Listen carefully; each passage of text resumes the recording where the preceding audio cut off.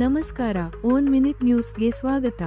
ಇಂದು ನಾವು ಮಹಾರಾಷ್ಟ್ರ ಸರ್ಕಾರವು ಖಾಸಗಿ ವಲಯದ ನೌಕರರ ಕೆಲಸದ ಸಮಯವನ್ನು ಹೆಚ್ಚಿಸಿದ ಒಂದು ಪ್ರಮುಖ ನಿರ್ಧಾರದ ಬಗ್ಗೆ ಮಾತನಾಡುತ್ತಿದ್ದೇವೆ. ಮುಖ್ಯಮಂತ್ರಿ ದೇವೇಂದ್ರ ಫಡ್ನವೀಸ್ ಅವರ ಅಧ್ಯಕ್ಷತೆಯಲ್ಲಿ ಬುಧವಾರ ನಡೆದ ಸಚಿವ ಸಂಪುಟ ಸಭೆಯಲ್ಲಿ ಈ ಮಹತ್ವದ ನಿರ್ಧಾರ ತೆಗೆದುಕೊಳ್ಳಲಾಗಿದೆ.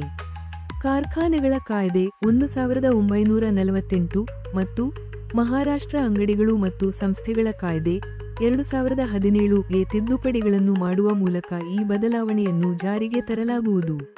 ಹೊಸ ನಿಯಮಗಳ ಪ್ರಕಾರ ಕಾರ್ಖಾನೆಗಳಲ್ಲಿ ದೈನಂದಿನ ಕೆಲಸದ ಅವಧಿಯು 9 ರಿಂದ 12 ಗಂಟೆಗಳಿಗೆ ಹೆಚ್ಚಾಗುತ್ತದೆ, ಆದರೆ ಅಂಗಡಿಗಳು ಮತ್ತು ಸಂಸ್ಥೆಗಳಲ್ಲಿ ಇದು 9 ರಿಂದ 10 ಗಂಟೆಗಳವರೆಗೆ ಹೆಚ್ಚಾಗುತ್ತದೆ. ಈ ಹೆಚ್ಚುವರಿ ಗಂಟೆಗಳನ್ನು ಓವರ್ಟೈಮ್ ಎಂದು ಪರಿಗಣಿಸಲಾಗುತ್ತದೆ.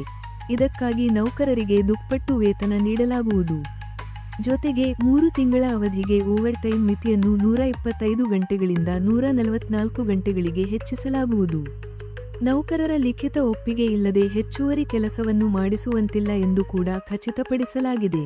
ಕಾರ್ಮಿಕ ಇಲಾಖೆಯ ಪ್ರಧಾನ ಕಾರ್ಯದರ್ಶಿ ಎಡ್ಜಸ್ ಕುಂದನ್ ಅವರು ಈ ಬದಲಾವಣೆಗಳು ನೌಕರರು ಮತ್ತು ಉದ್ಯೋಗದಾತರು ಇಬ್ಬರಿಗೂ ಪ್ರಯೋಜನಕಾರಿ ಎಂದು ಹೇಳಿದರು. ಈ ಕ್ರಮವು ವಿಶೇಷವಾಗಿ ಮಹಿಳೆಯರಿಗೆ ಉತ್ತಮ ಕೆಲಸದ ವಾತಾವರಣವನ್ನು ಸೃಷ್ಟಿಸುತ್ತದೆ ಎಂದು ಹೇಳಲಾಗಿದೆ.